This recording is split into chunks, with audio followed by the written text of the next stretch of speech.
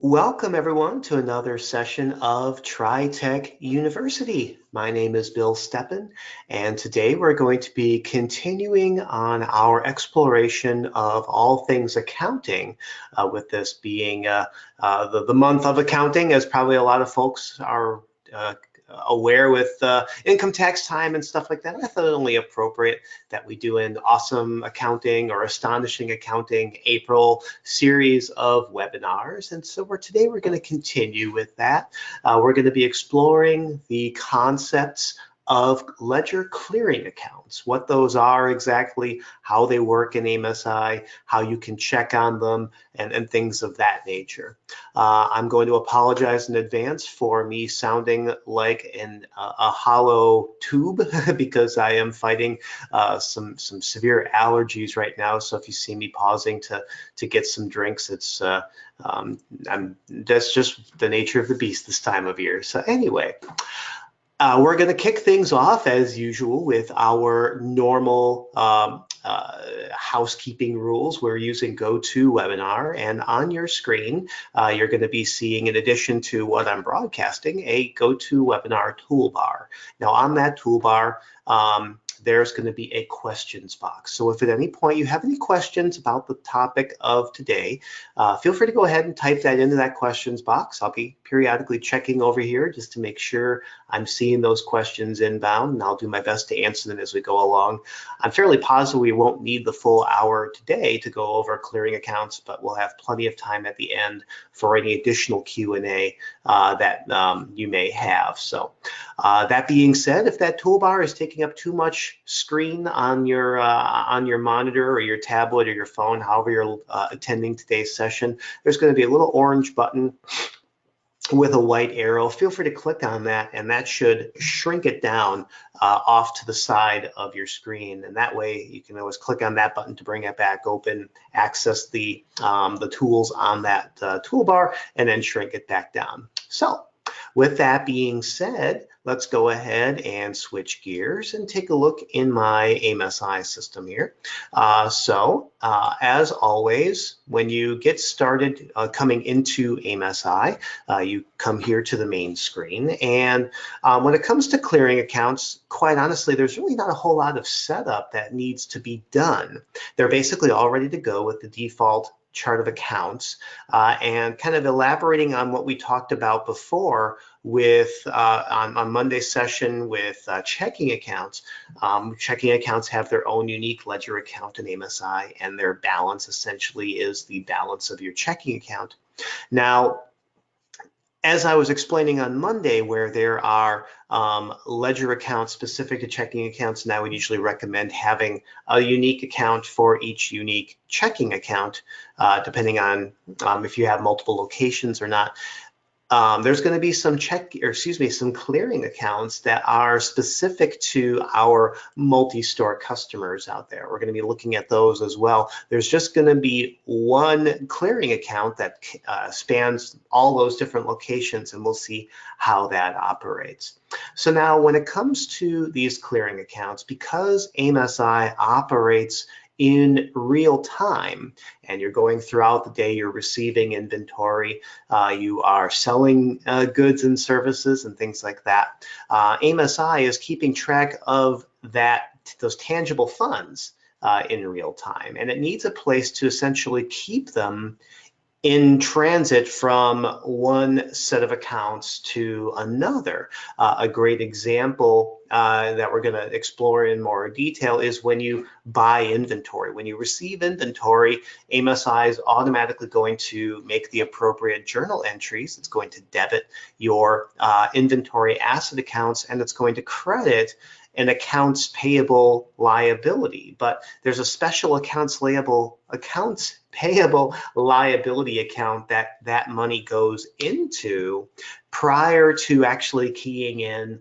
the accounts payable invoice, which finalizes and I guess you could say formally confirms that that amount is now considered due to pay. So there's basically a clearing account known as inventory received pending invoice. It's not a clearing account by name, but it's a clearing account by function, I guess you could say.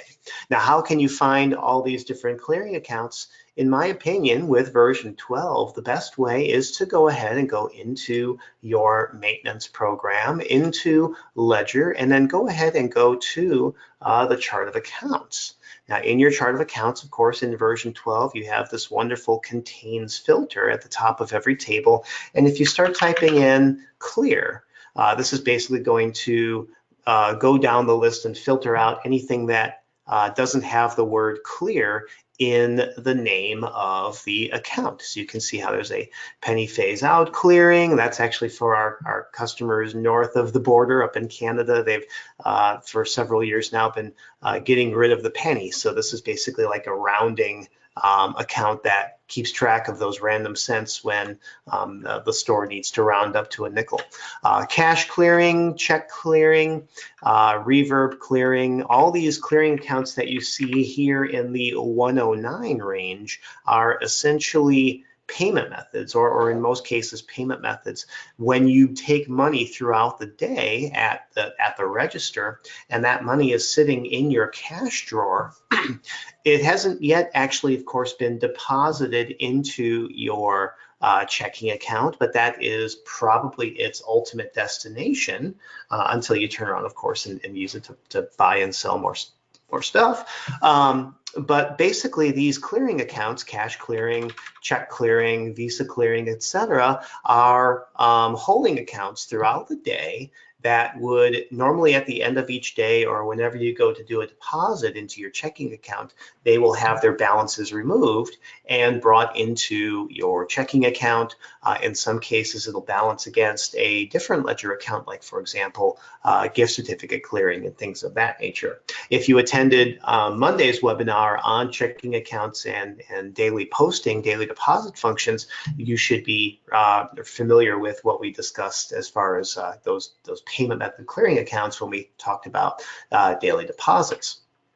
By the way, the NSF check amount clearing, anytime you see that term NSF, that stands for non-sufficient funds. So essentially that is an account where if someone bounces a check, it'll have that balance kind of holding in there until it gets removed from your actual checking account. Beyond the 109 accounts, there's a number of interstore clearing accounts. So you're going to see these kind of in this next phase here, this next batch of clearing accounts. There's contract interstore clearing, scheduling interstore clearing, AR interstore clearing, credit deposit interstore clearing, instructor payments, e-cards, inventory, and basically this whole range of clearing accounts is for when something gets transferred amongst store locations. So if you think about it, if we were to, for example, look at an inventory clearing account, let's just go ahead and look at an inventory account here. I am using a music system. So if you're not in the music industry, just pay attention to the concepts, if not the content. So, for example, there's this 120-1 inventory band asset account. Now, the balance of that account at each location, it basically should equate to the balance of cost value that you have in that particular inventory category. That's per location. Now, if we were transferring, let's say, one band item or one firearm or one vacuum or whatever it is from one store to another, technically the 120-1 ledger account overall doesn't change. If you transfer inventory of $100 from one store to another, it's still residing in 120-1. It's just residing in there at different locations. So if you think about this hand here is 120-1. You have these little branches off of it that are the different locations. So if you have 2 locations, there's 2 branches. If you have 3 locations, there's 3 branches. When it's all said and done, they all incorporate the balance overall of 120-1. So there needs to be an account that holds that money when you transfer it from one location to another. You're essentially debiting it into, as well as crediting it out of the 120-1, but from one branch to another. So that's where the interstore clearing accounts come into play. Let's say you're transferring it from store 1 to store 2. You would be crediting 120-1 at store 1, the corresponding and necessary debit to offset that. In this case, if we go back and look at the ledger accounts, I'm just going to bring those back up again here. We will see that there is that 119-1 inventory interstore clearing. So at location 1, it would be holding the debit balance of that transaction. Then likewise for store location 2, it would then have the credit at this within this ledger account, and the debit would be back to 120-1.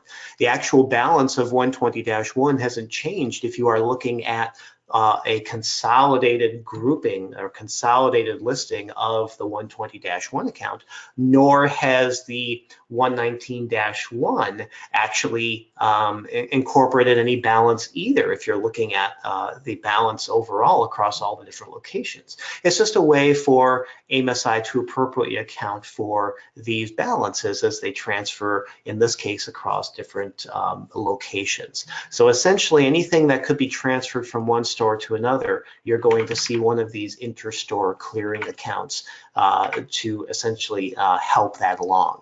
Now, where does AIM-SI reference these interstore clearing accounts?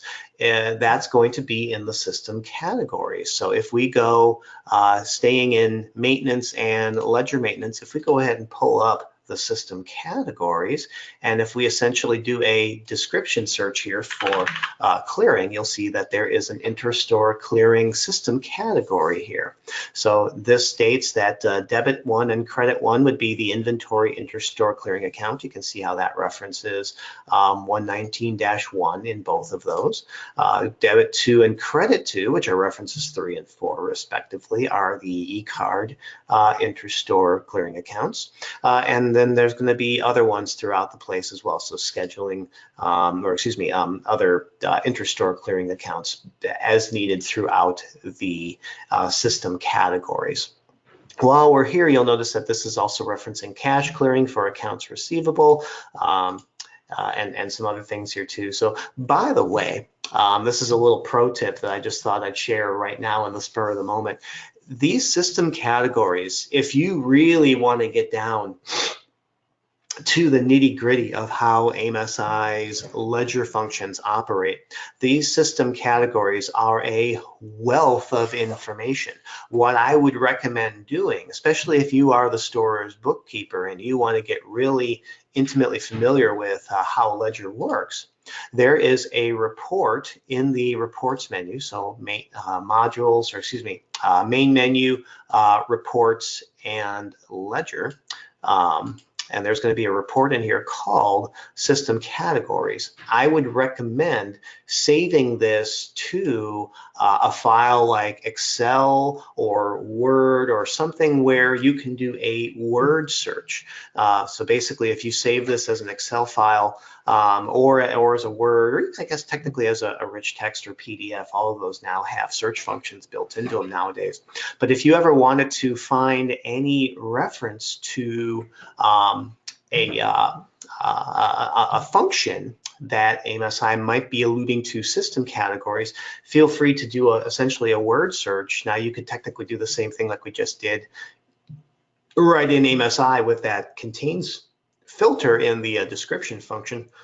But that's a great way of kind of checking that out. And also what that would do is it would find the descriptions of any ledger accounts as well.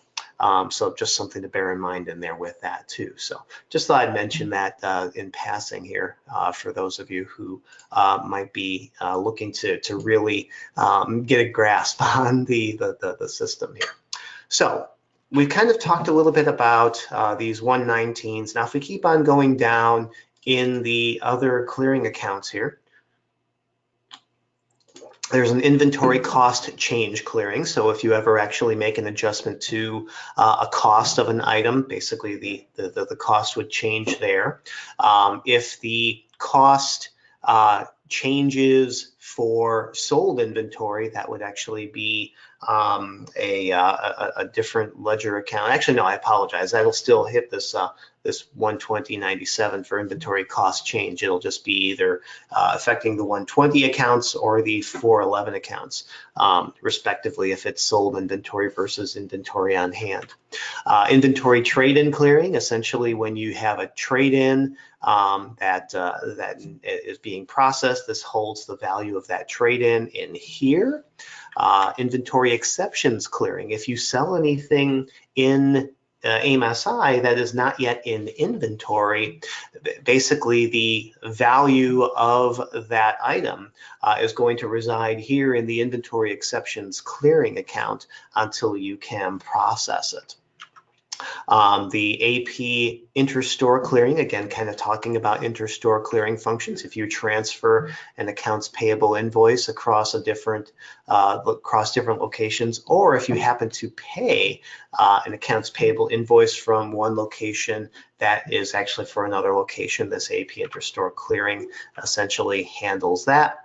Now, vendor prepay clearing, I also talked a little bit about this on Monday. Vendor prepay clearing is essentially when you pay with something that is not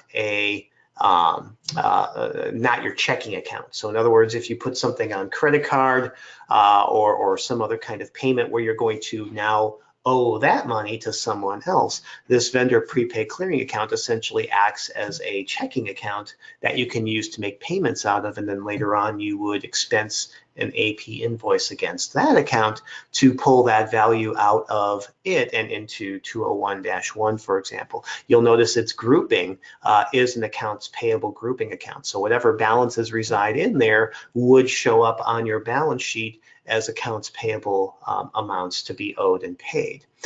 They just wouldn't be specifically on the 201-1 accounts payable account until you actually record that invoice. And then the last one here, as far as this initial search, is COD, credit card prepay clearing. Now, in direct contrast to what I just explained with vendor prepay clearing, if you pay a COD check to, let's say you write a COD check to UPS or whoever you're writing it to, you would normally expense that against this 201.99 ledger account. And again, this basically holds that value until such time as it can be applied to an AP invoice balance. In many cases, this will usually act as kind of like a balance against whatever you've received. So if you had some inventory come in that you prepaid using the COD process, let's say that was the only thing you had outstanding, then basically the two balances within 201.98 and 201.99 would merge together and you wouldn't owe anything. And in fact, if you were to look at your balance sheet, you would see that basically there is no balance outstanding, even though 201.98 and 201.99 might hold respective balances. They would essentially net zero each other out. Now, there's a few clearing accounts that I do want to bring your attention to that do not show up when you do this description search of clear. There's going to be a required check clearing account that I'm going to bring up by typing in CLR.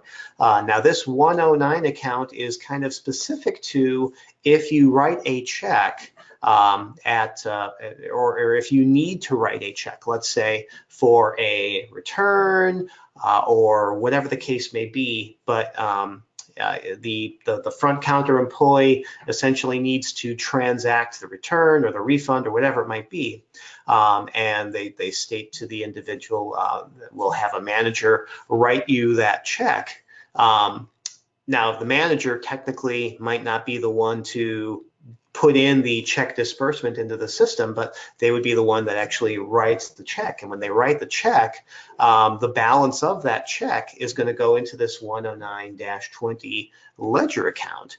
And then ultimately, when the bookkeeper gets the check stub and puts that into the check register of AIM-SI using check disbursement, they would expense the check against this 109-20, and that would pull it out of 109-20 and balance it against your 108-1.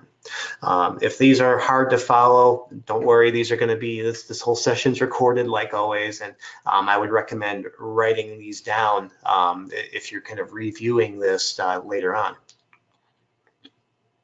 Now, the only other clearing account that essentially is in AIM-SI, and it's not a clearing account like I said by name, but it is a clearing account by function, is the inventory received pending invoice ledger account. So this 20198 ledger account, as I've alluded to here already, is basically a ledger account that is in your accounts payable grouping.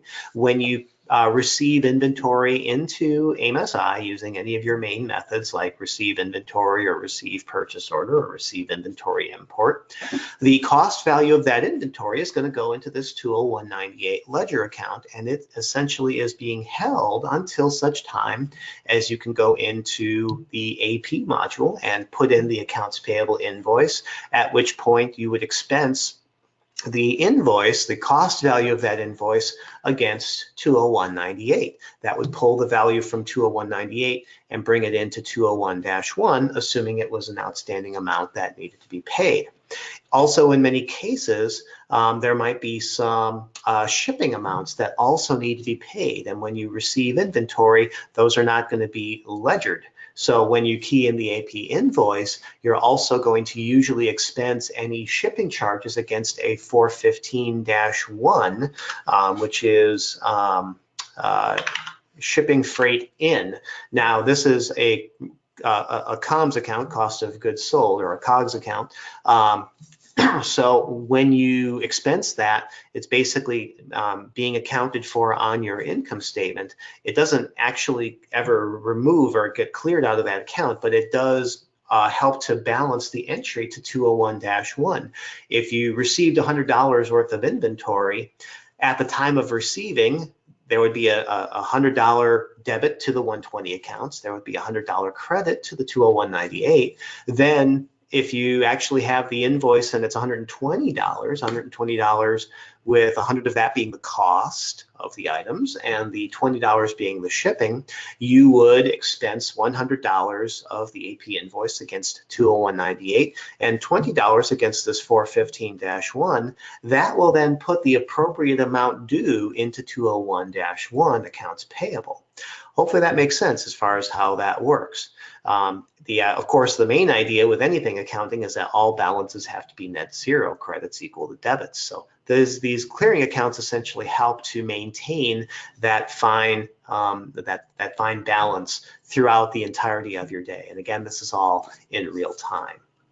Now, so that's kind of an explanation of the clearing accounts. And those are basically the types of clearing accounts. So the daily cash clearings, the interstore clearings, the inventory received clearings, and that's kind of a good rundown basically. Now, how can you check on those balances? Well, you could always, in your reports here in the general ledger reports menu, you could always go and you could do, for example, an individual ledger account or trial balances.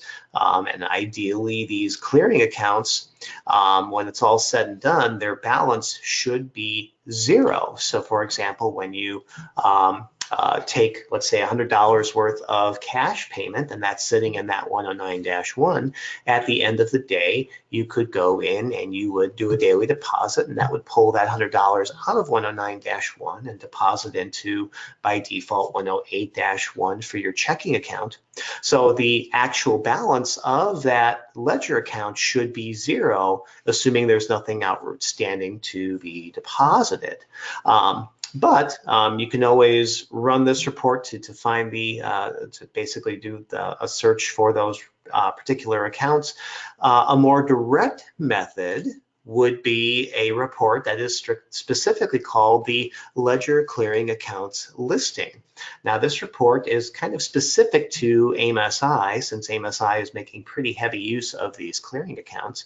The idea here is that you can run this for any date range you want, and you can also specify it for a particular location. And then this drop down, you're going to be able to choose essentially one of 5 clearing accounts. There's the inventory received clearing account, that's the 20198. There's the trade-in clearing account, that's that inventory trade-in clearing account. The initial rental payment, that's a special kind of clearing account that I really don't think is used anymore. I'll talk about that in just a second. The inventory exceptions account.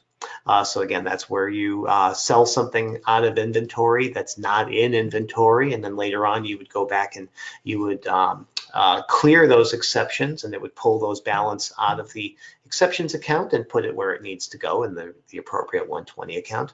And then the transfer to vendor clearing account. So basically, if you transfer an inventory item out to vendor, maybe for a return, this particular clearing account, which again is not a clearing account in name, I'll go back and show you where this is coming from as well, but it basically has the cost value of that inventory, which then in many cases the vendor might ship you a replacement, in which case you would transfer it back in at the same value, or they might send you a credit, in which case the AP invoice that you key in, you would put in as a negative value, and you would expense the AP invoice against this transfer to transfer inventory out, ship back to vendor ledger account.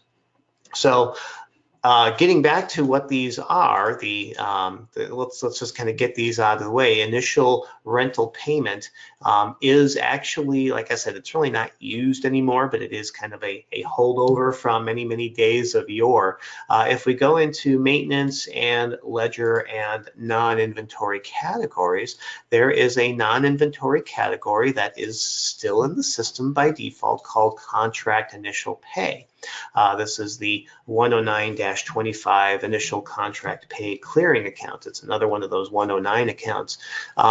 Basically, the way that this would operate is if you're heavy into rental season and you don't have the time to essentially process the actual contracts at point of sale or within MSI in general, but you do want to record that you took a down payment for the customer's eventual contract, you can sell the down payment value to this contract initial pay transaction or this non-inventory category. That balance would sit in 109.25 until such time as you actually key in the contract, and when the contract's keyed in, it's going to ask how was that paid, and that's where that paid at POS payment category comes into play that many people have always asked me about as well. So the paid at POS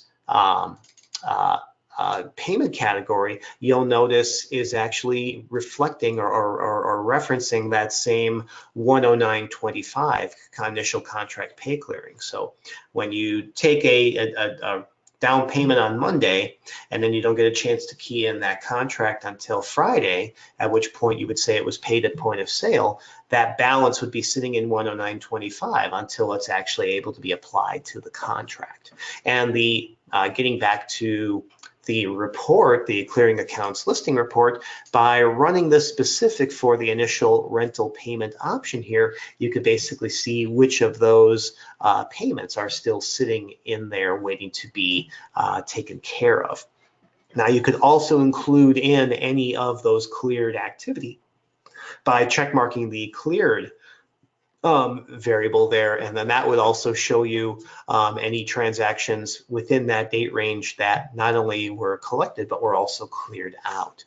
But basically, again, the idea is clearing accounts should usually have a $0 balance. So this is a great way of basically going in and running this report at any time to see was there any activity in that date range that needs to be taken care of, and so that report can be a real go-to report for you in that respect.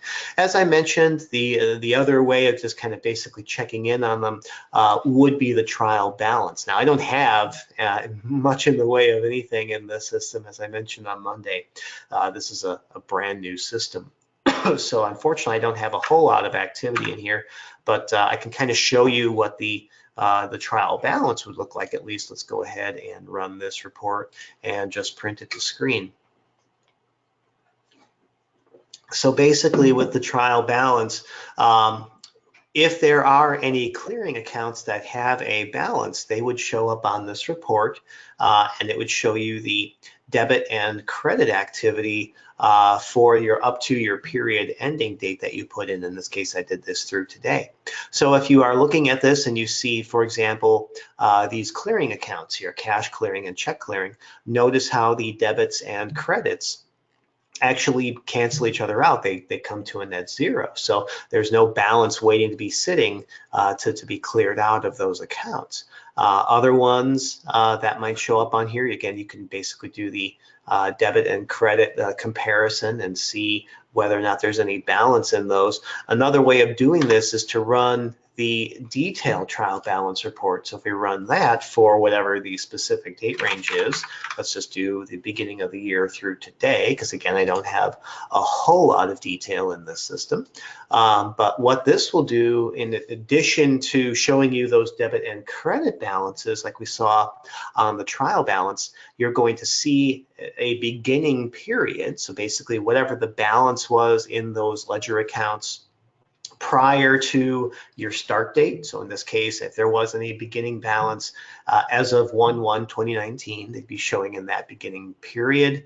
And then of course the actual debit and credit activity, and then finally the overall balance of that account at the end. And you can see how the cash and check clearing accounts do not have any balance. So again, this is a great report to kind of go through in addition to all the other ledger accounts that are in AMSI, but this would be a great way of seeing whether or not any of those accounts do have balances on them. Not to discount the actual list ledger clearing accounts report, but you can kind of see how with that report you might have to run that potentially up to 5 times for different date ranges to be able to actually see what those values might be. So my actual recommendation, if you're not looking for a specific clearing, is to use the detailed trial balance. Now, again, basically the way AMSI is set up is it is kind of self-cleaning, self-clearing. So by default, everything that references these clearing accounts is going to be set up to handle that appropriately. If for whatever reason you do add anything that would essentially incorporate another clearing account, you'll just want to make sure that you kind of follow suit and set those up as well. So a good example is the different payment methods. If we stay in the maintenance and ledger maintenance for those payment categories, so getting back to what I was just mentioning there as far as these different payments, so you'll see how there's a 900 payment category for cash, 901 for check, 902 for Visa, MasterCard. The actual category number doesn't really affect anything a whole lot. It does need to be in the 900 range for the payment category, but if you go ahead and click add, it'll automatically assign a category number for you. But let's say that you add another payment method and you need to make sure that the ledger is going to be appropriately set up for it. So if we look at these different payment accounts, they're all referencing some kind of 109 account. So Amex is referencing 109-5 American Express clearing. Debit is referencing 109-3 Visa, MasterCard, et cetera, et cetera, et cetera. The miscellaneous income credit is kind of special in its in its usage, so you'll notice it's actually not referencing a 109 account. But let's say that you add, and I don't even know a good example, but let's say that you add something that you want to not only record that you collected, but that you do want to cash out at the end of the day.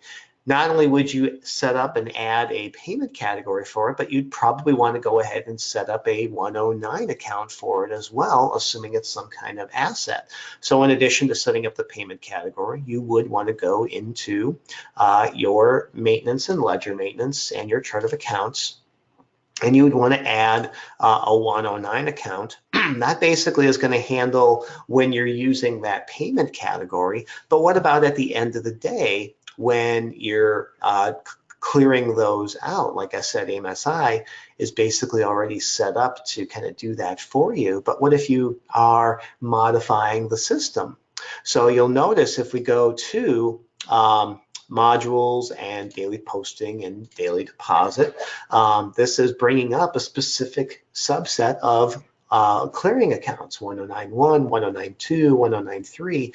You'll notice it's not referencing every 109 clearing account like we saw with 10925 and 10920 and stuff like that, because this is actually referencing a specific system category for your daily deposits. So if we go ahead and close out of here and then back in maintenance and ledger and system categories, if we go ahead and look for deposit, you'll see that there's an 1889 system category here for daily deposit accounts. And basically this is kind of a debit credit relationship here where the odd numbered references, you'll see how reference 1, reference 3, reference 5, reference 7, they're in most cases referencing the 108-1 checking account. And then the even numbered references 2, 4, 6, 8, etc., are referencing the payment method ledger account. So this is a relationship where whatever is in reference even is going to deposit into the reference odd prior. So if you do set up, let's say, a payment category, let's say it's payment category 907 and it's paid by blah, and you have a ledger number of 109 dash whatever, let's say it's 109 dash 7, I think would be maybe a one that's not used, and that would be paid by blah clearing.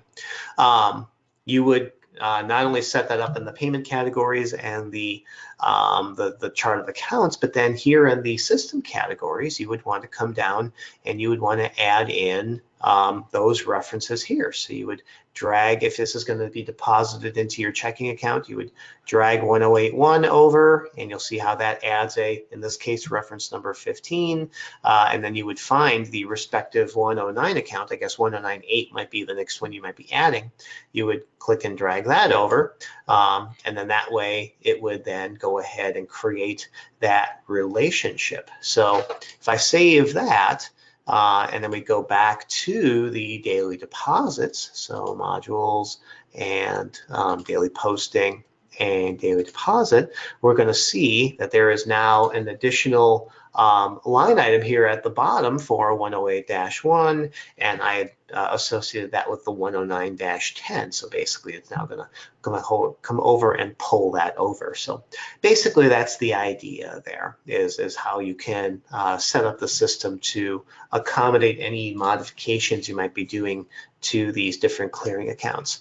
Again, if you are adding other clearing accounts that AMSI might need to self-reference in essence, then there's usually going to be a system category for that. You would basically just want to do a system category description search, find where that ledger number might be originally, and then if you are making a modification or some kind of addition, you would just need to change it there in the system categories. That is basically it as far as clearing accounts, their explanation, their usage. If there are any questions on clearing accounts, I'll be happy to answer them. Feel free to type those into the questions box. On Friday, we're going to be, of course, continuing our accounting series. We're going to be looking at how to set up custom accounting reports. That one might actually go the full hour. So there are already a series of canned accounting reports in AMSI, balance sheets, income statements, and so forth. And they're basically working in a way that automatically creates those reports.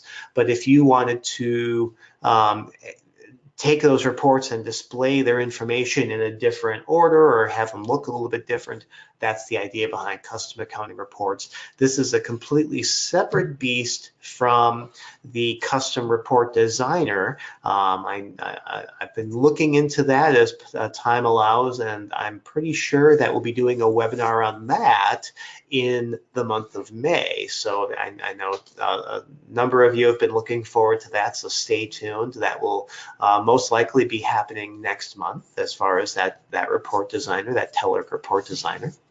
So we're going to be looking into custom accounting reports on Friday, and then our usual week off, and then the following week, so that's April 22nd, 24th, and 26th, we're going to be looking at setting up budgeting in AMSI.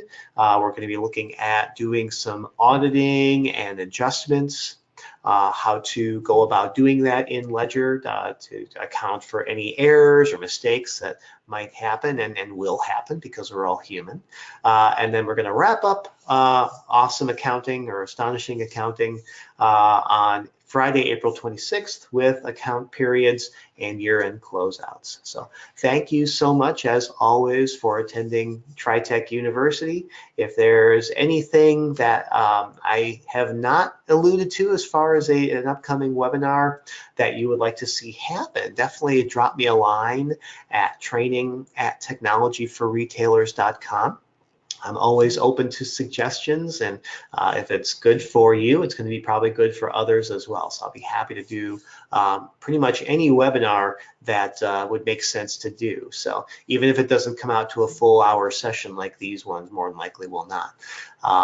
And that being said, I don't see any questions coming in. So either that was a good session and I actually managed to explain it fairly well, or I've put everyone to sleep again, which hasn't not happened before. So I will give it a few moments and we'll just see if any other questions are coming in. There is one that just came in from Dennis here. Dennis asks, if we run the ledger clearing accounts listing for contract initial payment and the tax amount is not clearing, what are we doing wrong? So my assumption would be when you record the down payment that you took at the time of point of sale. In other words, Dennis, when you go in and you actually sell that non-inventory category for a contract initial pay, you should be taking the full amount at that time. So whatever you're taking as a down payment, and that should be any principal amounts, tax amounts, maintenance amounts, anything that you're collecting up front, you want to basically sell against that contract initial pay. And then likewise, when you are keying in the contract and you're saying that that was paid at POS, it's going to ask, let's give a hypothetical that by some miracle that comes out to an even $60, and that $60 that you sold as a contract initial pay is made up of, let's say, $50 principal, $6 tax, and $4 in maintenance, just to keep it going there. When you key in the contract and you put in those initial figures and you say it was a down payment of $50, the tax comes out to $6 if you've got it adding it on, or if you don't have it, if the amounts are entered including tax, you put in $56 into the deposit received, the $4 into the maintenance received, and when it asks how that was paid, you would say paid at POS. And because that comes out to that even $60, it'll go ahead and clear that out.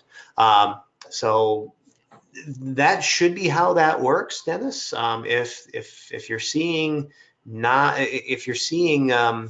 any amounts being left in there, either left in there or overstated, I would just make sure that your folks are knowing that when they are selling the contract initial pay, it should be for the full amount.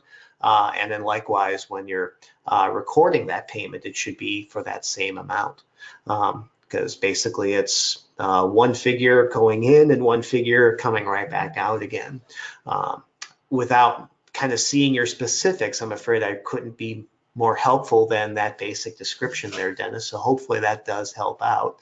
And as always, if you're kind of seeing something specific like that and you are certain that that your folks are recording it appropriately, and maybe the report is the only thing that's off, maybe the balances themselves are actually correct. If that's the case, definitely call our technical support line, because that's something that we need to look into on that report. But if the balances are what they are. In other words, if when you look at that trial balance or that list individual ledger account for that 109.25, if you do see balances in there that kind of equate to the tax, and again, let's say that you sell the $60. If you didn't sell the $60, let's say you only sold it for $54, so the principal and the maintenance, or maybe not even the maintenance, you just sold it the $50 principal, that would be a $50 credit going into that account, and then there might be more than that coming back out of that. So you might actually wind up with a, in my example, a $60 debit, where the difference between the two was the tax and the maintenance. So that's something I would look into as well. Hopefully that makes sense. And Dennis says, thanks, that answers the question. So good.